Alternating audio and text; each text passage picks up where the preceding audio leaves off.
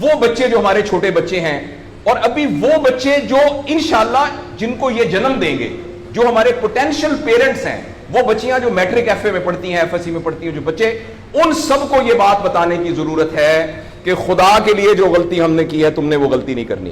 اپنے value system کو ٹھیک کرنا ہے. میں نے سر ایک سٹڈی کی, ابھی وہ جاری ہے, تقریباً 1800 بچوں سے میں نے پوچھا تم کس جیسا بننا چاہتے ہو, اور یہ 8 سال سے کم عمر کے بچے کے.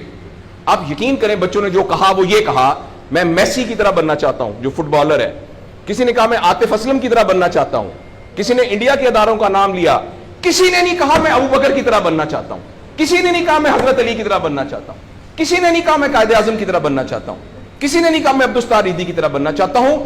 ایک بچی نے صرف کہا کہ میں حضرت فاطمہ کی طرح. میں نے اپنے یوٹیوب چینل پہ اس بچی کا انٹرویو لایا, چھوٹی سی بچی نے کہا, میں پارک میں پھر رہی تھی, میں نے کہا بیٹا تم کیا بننا چاہتی ہو, کہتی میں حضرت فاطمہ کی طرح بننا چاہتی ہوں. تو میرے دوستو, ہم نے اپنے بچوں کے رول ماڈل ہی غلط کر دیے ہیں.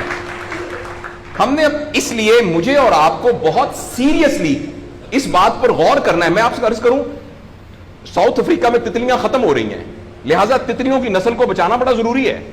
اچھا پانڈا ختم ہو رہا ہے, پانڈا کو بچانا بہت ضروری ہے. انسان پانڈا اور تتلیاں نہیں ہیں, انسان ختم نہیں ہو رہا ہے, انسان کا بچانا کوئی اتنا ضروری نہیں ہے, وہ پانڈا نہیں ہے.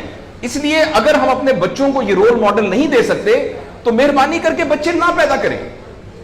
لیکن اگر ہم نے اپنی اولاد پیدا کرنی ہے تو وہ اولاد وہ پیدا کرنی پڑے گی اور اس کی وہ تربیت کرنی پڑے گی جن کا رول ماڈل وہ ہو جو حضرت عمر تھے, جو حضرت ابو بکر تھے, جو حضرت علی تھے, جو فاطمہ تھی, جو زینب تھی, جو خدیجہ تھی رضوان رضی اللہ عنہا.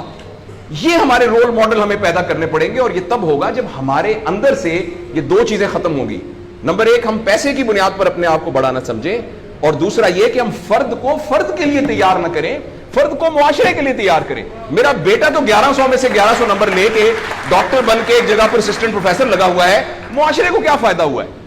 اور ہم میں سے آپ سوچیں کہ اللہ لوگ, عموماً ہم سب لوگ جب اللہ کا شکر ادا کرتے ہیں کہ یا اللہ تیرا شکر ہے, 3 مرلے کے مکان میں رہتے تھے, اب ماشاءاللہ کوٹھی ہے 2 کنال کے اندر, اور سائیکل پہ ابا جی جاتے ہوتے تھے, لیکن الحمدللہ ہمارے پاس اب 2-3 گاڑیاں ہیں, اور چھٹیاں تو سوال ہی پوادے کر جاندے ہوندے سی, کدے کدے گوڑ کھاندے سی, خراستے. اب ہم سارے بھوربن میں جاتے ہیں چھٹیاں گزارنے, کبھی کبھی انگلینڈ بھی جاتے ہیں. اللہ کا ہمارے اوپر بڑا کرم ہو گیا. اس غلط فہمی سے ہم اپنے آپ کو نکالیں. اللہ کا کرم یہ ہے کہ میری وجہ سے, جیسے انہوں نے ویڈیو دکھائی ہے کہ ہمارے یہاں کوئی بلڈ کا کچھ نہیں ہوتا تھا, شکر ہے میری وجہ سے یہ بلڈ والا کام شروع ہو گیا. میں ڈاکٹر ہوں, یہ والی سروس یہاں موجود نہیں تھی, اللہ کا شکر ہے کہ یہ والی سروس اب یہاں موجود ہو گئی ہے.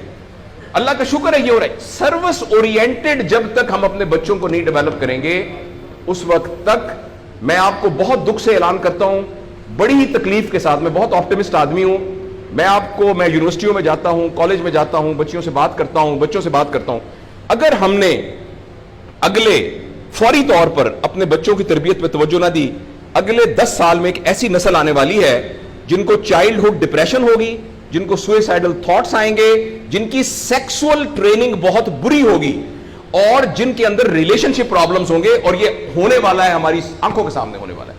اگر آپ کے ہاتھ میں ایک موبائل ہے, آپ ابھی اپنا موبائل کھول کے فیس بک کھولے, جو پہلی 1.5 منٹ کی ویڈیو آئے گی اس میں ایک نیم برہنہ عورت ناچ رہی ہوگی. اگر آپ کے 8 سال کے بچے کو آپ نے موبائل دیا ہوا ہے, میں آپ کو یقین دلاتا ہوں اس نے ننگی عورتوں کو ناچتا ہوا دیکھ لیا ہے, اور وہ سارے ایکٹ جن کو منہ سے بیان کرتے ہوئے ہمیں شرم آتی ہے, وہ آپ کے 8 سال کا بیٹا اور 8 سال کی بیٹی دیکھ چکی ہے. اس سارے میں ایز اے پیرنٹ ہماری بہت رسپانسبلٹی ہے کہ ہم اس میں انٹروین کریں اور ان کو فزیکل ٹائم دیں, اور ٹائم دے کے ہم یہ 2 چیزوں پر مینلی کام کریں. تو انشاءاللہ العزیز ہمیں امید ہے کہ معاشرہ بچ جائے گا.